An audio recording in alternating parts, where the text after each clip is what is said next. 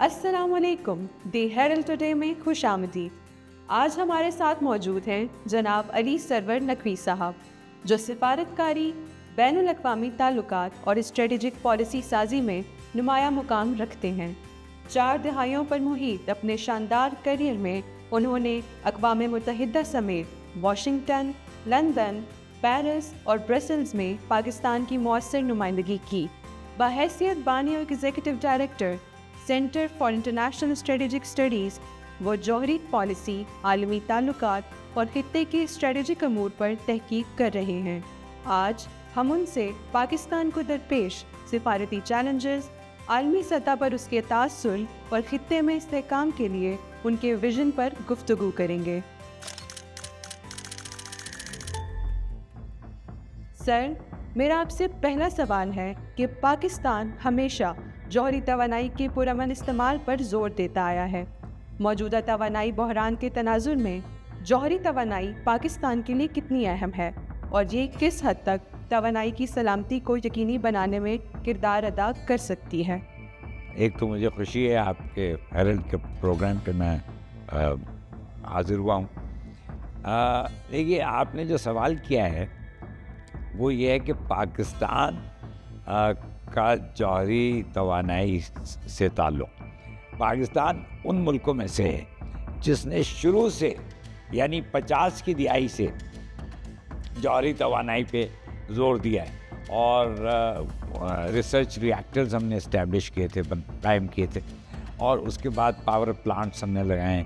تو اب جوہری توانائی سے ہمارے انرجی مکس، یعنی جو ہم جتنی بھی توانائی کی جو مختلف شعبوں سے جو ہم پروڈکشن لے رہے ہیں، اس میں جوہری توانائی سے ہم کوئی 7% ہمارا وہ اس میں سے پروڈکشن آ رہی ہے۔ تو یہ بہت اہم فگر ہے، عنصر ہے اس سارے مکس کا، کیونکہ دنیا میں جوہری توانائی سے زیادہ تر ابھی تک اتنی پیش رفت نہیں ہوئی ہے۔ پاکستان جو ترقی یافتہ ملک یا جو ترقی کے راہ پہ جو چل رہے ہیں، ان ممالک میں سے وہ چند ملک میں سے ہے جنہوں نے ایٹامک پاور کو کافی حد تک استعمال کیا ہے۔ تو اس سے ہمارے ٹوٹل انرجی ریکوائرمنٹس، اور دیکھیے دنیا میں آج کل اقتصادی طور پہ سب سے اہم چیز توانائی ہے۔ جب تک آپ کی انرجی نہیں ہوگی تو آپ اپنی نہ تو اقتصادی ترقی کر سکتے ہیں، نہ تو آپ انڈسٹری لگا سکتے ہیں، نہ تو اپنے آپ زراعت کو بہتر بنا سکتے ہیں۔ تو ہر طرح سے ہمیں اس کی ضرورت ہے، اور اس میں ہم نے کافی پیش رفت کی ہے۔ اب ہم ایک چیز اور کہہ دوں کہ 3620 میگا واٹ الیکٹریسٹی ہمیں جوہری توانائی سے آ رہی ہے۔ بہت شکریہ سر، اتنا تفصیل سے جواب دینے کے لیے۔ میرا آپ سے دوسرا سوال ہے، توانائی کی پیداوار کے علاوہ پاکستان جوہری ٹیکنالوجی کو صحت، زراعت اور صنعت جیسے شعبوں میں کیسے استعمال کر رہا ہے؟ کیا اس حوالے سے کوئی نمایاں منصوبے موجود ہیں جن پر خصوصی توجہ دی جا رہی ہو؟ جی ہاں، دیکھیے، اول تو صحت کے معاملے میں ہمارے سارے ملک میں کوئی 19 یا 20 نیوکلیئر میڈیسن ہاسپٹلز ہیں، یعنی کہ ایسے ہسپتال ہیں جہاں پہ جوہری عنصر سے اور ایلیمنٹ سے وہ علاج ہوتا ہے، ٹریٹمنٹ ہوتا ہے۔ 2 چیزیں، علاج اور تشخیص اور علاج، ڈائگنوسٹکس اینڈ ٹریٹمنٹ دونوں ہوتا ہے۔ تو وہ ہم لوگ نیوکلیئر میڈیسن سے کرتے ہیں، آئسوٹوپ سے استعمال کرتے ہیں تحقیق کے لیے، اور آئسوٹوپ سے ہی علاج بھی ہوتا ہے۔ تو وہ ایک چیز ہوئی۔ دوسرے، زراعت میں ہمارے یہاں بہت سی ایگریکلچر فیسیلیٹیز ہیں۔ ان ایگریکلچر فیسیلیٹیز میں ہم ریسرچ کر رہے ہوتے ہیں۔ اچھا، اس میں کیا کرتے ہیں کہ جو بیج ہیں، مختلف پیداوار کی بیجیں ہوتی ہیں ان کو بہتر بنا رہے ہیں. اس کے بعد ہم ان کو کراس کر کے ان سے ایسی پروڈکٹس نکالتے ہیں جس کے ترقی ہم جس کے ایلڈ اس کا جو پیداوار ہے وہ زیادہ پیدا ہوتا ہے. تو بہت سے ایسے جو پروڈکٹس ہیں ایگریکلچر کے ان کو امپروو کیا ہے ہم نے. اچھا, اور اس سے ہماری ٹوٹل پروڈکشن بڑھی ہے. اور اسی طرح ایگریکلچر کے اور بھی بہت سے شعبے میں, جیسے اب ایک مثال دوں بہت اہم, کہ ہم لوگ جو کیا کہتے ہیں سیلائن واٹر, نمکین پانی جو زمین پہ پھیلا ہوا ہے ہمارے اربوں ایکڑ ایسے ہیں جو کہ سیلائن واٹر کے زد میں ہیں. تو وہاں پہ کچھ نہیں اگتا کیونکہ نمک بہت ہے, تو نمک کی وجہ سے وہ وہاں پہ پیداوار نہیں ہوتی ہے. تو اب ہم ایسے یہ ایگریکلچر ریسرچ میں ایسے پلانٹس یا جو جڑی بوٹیاں جو پیدا کر سکتے ہیں جو کہ نمک کے باوجود وہ گرو کر رہے ہیں. تو یعنی کہ ہم سالٹ ریزسٹنٹ پلانٹس ڈیولپ کر رہے ہیں جس سے ہمارے یہاں وہ زمین ساری استعمال ہو سکے گی اور بہتری آئے گی.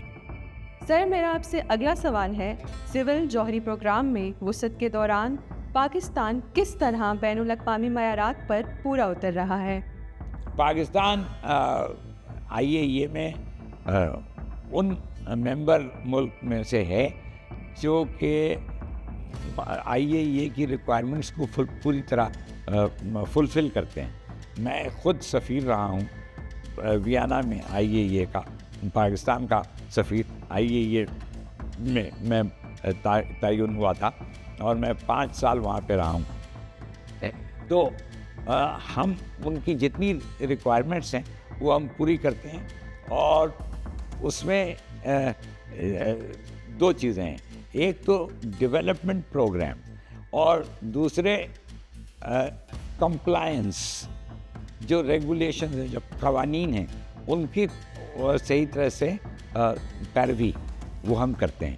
تو IAEA ہم سے کافی مطمئن ہے, اور ابھی ان کا ڈائریکٹر جنرل آیا ہوا تھا, میں بھی وہاں گیا تھا, میں اس کو جانتا ہوں ذاتی طور پہ, تو ان سے بھی گفتگو ہوئی. ابھی ہمارا جو نیا چشمہ پلانٹ چشمہ 5 شروع ہو گیا ہے بننا, اور اس کی انوگریشن میں بھی وہ موجود تھا. اور پھر کراچی میں 2 بڑے بڑے نیوکلیر پلانٹس آ گئے ہیں, K2 اور K3, جو کہ 1100 میگا واٹ کا ایک پلانٹ ہے. تو دیٹ مینس کراچی میں 2200 میگا واٹ الیکٹریسٹی پیدا ہو رہی ہے ایٹامک پاور سے, جوہری توانائی سے. تو وہ پورے کراچی شہر کی جتنی ضروریات ہیں بجلی کی وہ پوری ہو رہی ہیں. یہ بہت بڑی بات ہے. سر, میرا اگلا سوال ہے, موسمیاتی تبدیلی کے بڑھتے ہوئے خطرات کے پیش نظر پاکستان اپنی جوہری صلاحیتوں کو ماحولیات کے تحفظ اور پائیدار ترقی کے لیے کیسے بروئے کار لا سکتا ہے؟ جی ہاں, دیکھیے یہ ایک بہت موجودہ مسئلہ آج کل کا کرنٹ پرابلم ہے, اور یہ ماحولیاتی تبدیلیاں جو ہیں اس کو کنٹرول کرنے کے لیے جتنے بھی ریسورسز ہیں وہ استعمال کرنے چاہیے, کیونکہ پاکستان کو اس کا بہت برا اثر پاکستان پہ پڑ رہا ہے. پاکستان کی زمین جو ہے نا وہ شمال سے جنوب وہ ڈکلائننگ ہے, وہ نیچے آ رہی ہے. یعنی جو پہاڑ آپ کے 29,000 30,000 فٹ اونچے, اور وہاں سے آتے سندھ میں زمین بالکل سی لیول پہ, سمندر کے لیول پہ آ جاتی ہے. تو یہ جو ڈکلائننگ لینڈسکیپ ہے اس میں بہت پرابلم ہماری یہ ہے کہ یہ جو جتنے بھی اوپر کی جو برف ہے وہ جب پگھلے گی تو وہ ساری ہمارے نیچے آتی جائے گی, اور اس سے 2 باتیں ہوں گی. ایک تو سیلاب ہو جائے گا, آئے گا, اور بہت سے علاقوں میں بہت سے علاقے ڈوب سکتے ہیں. اور دوسری بات یہ ہے کہ جو ہماری پیداوار ہے، زمین ہے، اس کی پیداوار بہہ کر سمندر میں چلی جائے گی. تو ہمیں ماحولیاتی جو مسائل ہیں اس سے نمٹنے کے لیے جوہری توانائی کا استعمال ہمارے لیے بہت ضروری ہے، اور وہ ہم لوگ کرتے جا رہے ہیں. اور اس میں ہم نے IAEA سے بھی مدد مانگی ہے، اور ابھی جو ڈائریکٹر جنرل آئے تھے انہوں نے بھی اس کی بات کی ہے. تو یہ ہمارے لیے بہت کارآمد ہے کہ ہم ان کے ساتھ مل کر جوہری توانائی کے ذریعے ماحولیاتی تبدیلیوں کو ٹیکل کر رہے ہیں، ڈیل کر رہے ہیں. سر آپ کا بےحد شکریہ. جنوبی ایشیا ایک حساس جوہری خطہ ہے جہاں استحکام برقرار رکھنا انتہائی ضروری ہے. بھارت کے بڑھتے ہوئے میزائل اور جوہری جدت کی پیش نظر پاکستان اپنی دفاعی صلاحیت کو کس طرح قابل اعتماد بناتے ہوئے اسٹریٹجک توازن کو برقرار رکھ رہا ہے؟ یہ دیکھیے نا، اسٹریٹجک توازن بہت اہم ہے. اسٹریٹجک اسٹیبلٹی وہ یہ ہے کہ بھارت بدقسمتی سے ایسے ایک پالیسی پہ چلا ہوا ہے، ایک ایسے سوچ کا اس وقت وہ مظاہرہ کر رہا ہے کہ وہ اپنی جو عسکری صلاحیت ہے اس کو بہت بڑھاتا جا رہا ہے. اور نہ صرف زمین پہ بلکہ سمندر میں بھی. یہ انڈین اوشن میں بھارت جو ہے وہ نیوکلیئر پاورڈ سب مرینز، یعنی ایسی سب مرینز جو کو نیوکلیئر پاور سے چلیں، ایٹمی پاور سے چلیں، تو ان کو اوپر آنے کی ضرورت بھی نہیں ہوتی ہے مہینوں. اور نیوکلیئر آرم پھر اس پہ میزائل لگا دیتا ہے. تو سارے علاقے کے ممالک کے لیے خطرہ ہے. اور پاکستان جو ہے یہاں کا اسٹریٹجک توازن کا بہت احترام کرتا ہے، اس کا خیال رکھتا ہے. تو پاکستان چاہتا ہے کہ بھارت کے اوپر پابندیاں لگائی جائیں کہ وہ یہ نہ کرے. یہ صرف پاکستان نہیں متاثر ہے، یا انڈین اوشن کے چند ملک نہیں متاثر ہیں، 34 ایسے ملک ہیں جو کہ انڈین اوشن کے گرد ہیں، اور وہ سب ان کا استحکام اور ان کی سیکیورٹی خطرے میں ہے. اور اس کو پاکستان چاہتا ہے کہ یہ روکا جائے. بےحد شکریہ سر. اگلا سوال، پاکستان طویل عرصے سے جنوبی ایشیا میں اسٹریٹجک پابندی، اسٹریٹجک ریسٹرینٹ رجیم کی وکالت کرتے آیا ہے. اس تجویز کے بنیادی نکات کیا ہیں، اور کیا خطے میں ہتھیاروں کی کنٹرول کے حوالے سے کسی مذاکرات کا امکان ہے؟ ہاں دیکھیے، پاکستان نے ایک بہت اچھی طرح اس کا کافی پرچار ہو چکا ہے. پاکستان جو ہے اسٹریٹجک ریسٹرینٹ رجیم پاکستان نے بھارت کو پرپوز کی تھی، اور وہ ابھی تک اس کو ہم نے ٹیبل پہ رکھا ہوا ہے کہ بھئی جب بھی وہ لوگ چاہیں گے تو اس معاہدے کو قبول کریں. اچھا، اس میں کیا ہے؟ ایک تو کنونشنل پاور کم ہونی چاہیے، اس کی لمٹ ہونی چاہیے. آپ کتنے ٹینکس رکھیں گے، آپ کتنے اسلحہ رکھیں گے، کتنے ہوائی جہاز ہوں گے، کتنے سمندری جہاز ہوں گے. اچھا، ایک تو یہ کنونشنل آرمامنٹ پہ لمٹ. دوسرے جو میزائل پروگرامز ہیں، جو نیوکلیئر پروگرامز ہیں، یعنی ایک تو ایٹمی ہتھیار اور پھر میزائل کا استعمال اور یا ان کو بنانا، یہ اس پہ بھی پابندی ہونی چاہیے. اور تیسرے ایک میکنزم، ایک ایسا انتظام ہو کہ ان سارے معاملوں پہ جب بھی کوئی مسئلہ ہو تو اس پہ گفتگو ہو. تو یہ اسٹریٹجک ریسٹرینٹ رجیم یہ ہم نے پروپوز کی ہوئی ہے. سر، اتنا تفصیل سے جواب دینے کا بےحد شکریہ.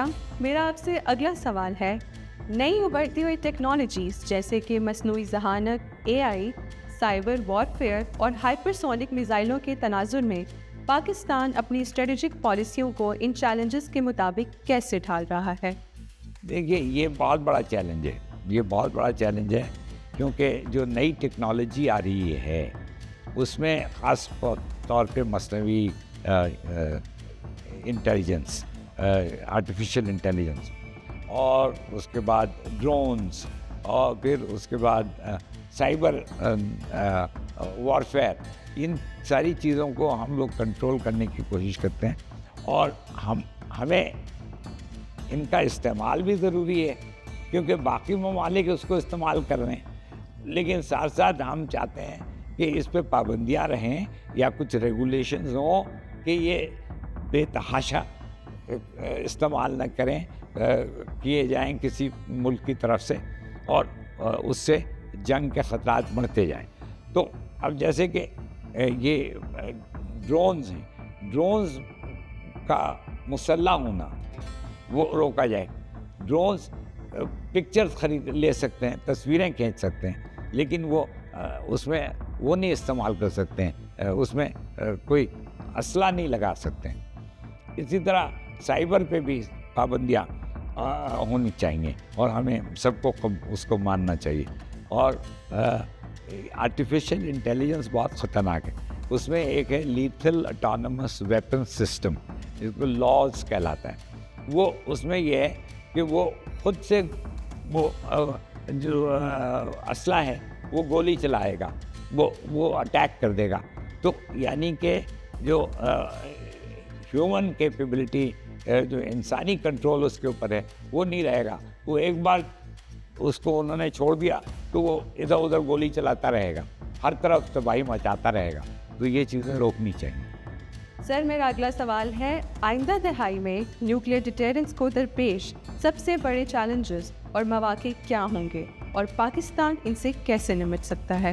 اچھا دیکھیے، اس وقت بہت سے مسائل ہیں، اور جس کا میں نے ابھی جو ذکر کیا، ایمرجنگ ٹیکنالوجیز، جو اب نئی جو ٹیکنالوجیز آ رہی ہیں، وہ ان میں بہت محتاط ہونے کی ضرورت ہے، اور یہ اس میں انٹرنیشنل ایکشن، ایک بین الاقوامی سطح پہ اس پہ کوئی لائے عمل اس کا بنانا ہوگا، ابھی تک بنا نہیں ہے۔ تو وہ چیز ہم جب تک اس کو ڈیل نہیں کرتے اس سے، تو سب کے لیے خطرہ ہے۔ تو اس لیے آئندہ دہائی میں سمجھتا ہوں کہ ہمیں کوشش کرنی چاہیے کہ ایمرجنگ ٹیکنالوجیز کے بارے میں مختلف کنٹرول سسٹم اسٹیبلش کیا جائے۔ سر بے حد شکریہ۔ میرا آپ سے اگلا سوال ہے، صدر ٹرمپ کی چین مخالف پالیسی، خصوصاً ٹریڈ وار اور ٹیکنالوجی پر پابندیوں کے اثرات کے تناظر میں پاکستان اور چین کے تعلقات پر کیا اثرات مرتب ہوئے ہیں؟ کیا امریکہ اور چین کے درمیان کشیدگی پاکستان کے لیے اقتصادی یا سفارتی مسائل پیدا کر رہی ہے؟ جی ہاں، بات یہ ہے کہ صدر ٹرمپ کے جو پالیسی اپروچ ہے، جو ان کی سوچ ہے، وہ کوئی مثبت نہیں ہے، اور وہ بین الاقوامی تعاون کے خلاف ہے۔ اب چین کے ساتھ ان کا جو تنازع ہے وہ یہ ہے کہ چین ان کی مارکیٹ کو کافی حد تک اس نے قابو کیا ہوا ہے، تو اس کو اب ان کو چاہیے کہ روکیں اس طرح کہ وہ اپنی پروڈکشن کو بہتر بنائیں، نہ کہ چین پہ پابندیاں لگائیں۔ تو یہ ایک تو یہ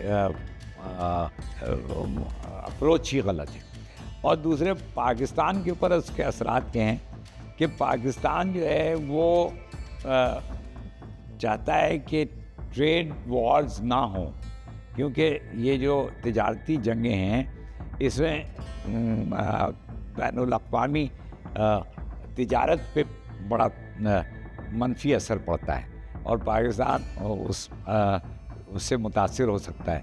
تو پاکستان نہیں چاہے گا کہ یہ چیز آگے بڑھے، اور پاکستان یہ بھی چاہے گا کہ دونوں کے درمیان تعلقات بہتر ہوں۔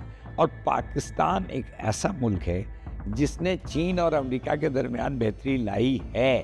یہ تاریخ میں ہے کہ سن 71 میں چین اور امریکہ کے درمیان جو سفارتی تعلقات قائم ہوئے تھے وہ پاکستان کے وجہ سے ہوئے تھے، پاکستان کی ثالثی سے ہوئے تھے۔ تو پاکستان ابھی بھی چین اور امریکہ کے درمیان ثالثی کا رول ادا کر سکتا ہے۔ سر تفصیل سے جواب دینے کا بے حد شکریہ۔ سر میں آپ سے اگلا سوال کرنا چاہوں گی کہ مغربی سرحدوں پر بڑھتی کشیدگی، خاص طور پر بلوچستان میں سیکیورٹی کی صورتحال سی پیک منصوبوں پر کس طرح اثر انداز ہو سکتی ہے؟ کیا اس سے چین کا اعتماد اور سرمایہ کاری متاثر ہو سکتی ہے؟ دیکھیے، چین کو اچھی طرح معلوم ہے کہ یہ مسئلہ جو ہے وہ بارڈر کے اس پار سے جو دہشت گردی ہو رہی ہے، سیکورٹی خطرے میں پڑ رہی ہے، وہ پاکستان کے اپنے کنٹرول میں نہیں ہے اور نہیں ہو سکتا ہے، کیونکہ یہ چیز جب سرحد پار کوئی مسئلہ وہاں سے آ رہا ہو تو وہ پاکستان کوشش کرتا ہے اس کو روکنے کی، لیکن روکنا مشکل ہے۔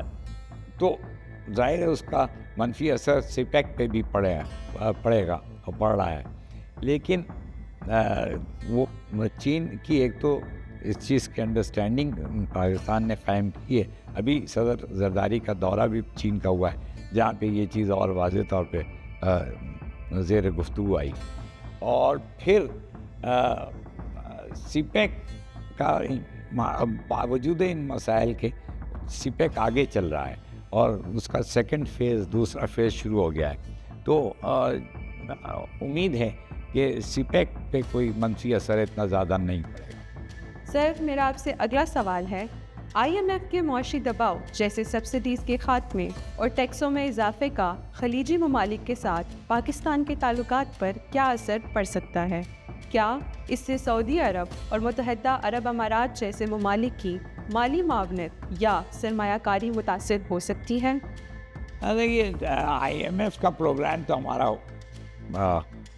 اپروو ہو چکا ہے، وہ انہوں نے اس کی رضامندی دی ہوئی ہے، تو وہ مسئلہ اب نہیں ہے، لیکن یہ کہ جہاں تک متحدہ عرب امارات ہے یا سعودی عرب ہے وہ یا چین ہے، ان سے ہمیں رول اوورز چاہیے ہوتے ہیں، اور وہ آئی ایم ایف بھی اس چیز سے واقف ہے، اس بات سے، تو میں سمجھتا ہوں کہ اس کی وجہ سے ہمارے اوپر کوئی مسئلہ منفی اثر نہیں ہوگا، آئی ایم ایف کا پروگرام ہمارا صحیح چل رہا ہوگا۔ واخان راہداری چین، پاکستان اور افغانستان کے لیے کیوں اہم ہے؟ کیا یہ تجارتی اور سیکیورٹی لحاظ سے ایک اسٹریٹجک راستہ بن سکتا ہے؟ موجودہ افغان صورتحال کے پیش نظر اس راہداری کا مستقبل کیا نظر آتا ہے؟ دیکھیے، یہ جو واخان راہداری، واخان کوریڈور جو بنا تھا، وہ انگریزوں نے اور روس نے مل کر بنایا تھا، جب انگریزوں کی یہاں حکومت تھی، اور وہ اس لیے بنا تھا کہ روس اور برٹش امپائر میں براہ راست کوئی آمنا سامنا نہ ہو اور کوئی لڑائی نہ ہو، تو وہ ایک تاریخی بات ہے۔ واخان کوریڈور اس کی حقیقت کوئی خاص نہیں ہے، یہ ایک چھوٹا سا راستہ ہے راہداری جو کہ بیچ میں بنایا ہوا ہے ہمارے مغربی علاقوں کے اور افغانستان کے۔ اچھا، تو وہ ہے ابھی افغانستان کے پاس، اور ہم اسی طرح چاہتے ہیں، اور یہ کوئی راہداری کسی تجارتی یا مواصلاتی راستہ نہیں کا رول نہیں ادا کر سکتا ہے، اس وجہ سے کہ اس کی ٹرین بہت بری ہے، وہاں بڑے اونچے پہاڑ ہیں، اور وہاں پہ کوئی بھی نہ سڑک بن سکتی ہے، نہ کسی قسم کا ایون انٹرنیٹ کے سگنلز نہیں جا سکتے، تو وہ میں سمجھتا ہوں کہ اس کی کوئی اہمیت نہیں ہے، اور ہم چاہتے ہیں کہ اسی طرح رہے۔ یہ بات بالکل غلط ہے کہ پاکستان اس کا قبضہ کرنا چاہتا ہے، پاکستان کا کوئی ارادہ نہیں ہے، اور پاکستان نے یہ واضح کیا ہے، وزارت خارجہ کے بیانات میں بھی آیا ہے۔ پاکستان کی کمزور سفارتکاری کو دیکھتے ہوئے کیا ایک مضبوط اور مستقل وزیر خارجہ کا ہونا ضروری نہیں؟ دیکھیے، میں تو نہ کسی پارٹی کا ہوں، نہ کوئی میرا کسی طرف رجحان زیادہ ہے، مگر میں یہ کہوں گا بحیثیت ایک غیر جانبدار شہری پاکستانی سٹیزن کے طور پہ کہ یہ فارن منسٹر کا ہونا بہتر ہوتا ہے. اور یہ نواز شریف کی حکومت بھی تھی جب پی ایم ایل کی, تو اس وقت کوئی وزیر خارجہ نہیں تھا, سرتاج عزیز صاحب ایڈوائزر تھے اور وزیر نہیں تھے. تو اسی طرح پھر اب یہ ہے کہ ساغ صاحب جو ہیں وہ وزیر خارجہ اور نائب وزیر اعظم بھی ہیں. تو وہ نائب وزیر اعظم کا رول زیادہ بڑا ہے, تو وہ اس میں مصروف رہتے ہیں. میں سمجھتا ہوں کہ وزیر خارجہ کی ایک الگ پوزیشن ہونی چاہیے. سر آپ کا بے حد شکریہ. ایک ماہر جوہری پالیسی اور اسٹریٹجک امور کی حیثیت سے آپ عالمی پالیسی سازوں کو پاکستان کے کردار کے بارے میں کیا پیغام دینا چاہیں گے, خاص طور پر خطے میں استحکام اور جوہری ٹیکنالوجی کے پرامن استعمال کے حوالے سے؟ پاکستان ایک ذمہ دار اور ایک بہت ہی امن پسند ملک ہے. پاکستان نے اس بات کا ہمیشہ پوری طرح اس کا ثبوت سب کو مہیا کیا ہے. تو پاکستان چاہتا ہے کہ اس خطے میں ایک تو اسٹریٹجک استحکام ہو, اور دوسرے جو نیوکلیئر ویپنز کا استعمال ہے وہ اس کو نہ ہونے دیا جائے. اور اس کے علاوہ بین الاقوامی قوانین پاکستان ان کا احترام کرتا ہے, باوجود اس کے کہ Pakistan nuclear non proliferation treaty کا NPT کا سگنیٹری نہیں ہے, سائن اس نے نہیں کیا ہے, لیکن پاکستان NPT کے سارے ریگولیشنز کو فالو کرتا ہے. تو دنیا کو پیغام یہی ہے کہ پاکستان ایک ذمہ دار اور ایک امن پسند ملک ہے. علی سرور نقوی صاحب, ہم دل کی گہرائیوں سے آپ کے مشکور ہیں کہ آپ نے بے پناہ مصروفیت کے باوجود دی ہیرلڈ ٹوڈے کو اپنا قیمتی وقت دیا. آپ کا شکریہ.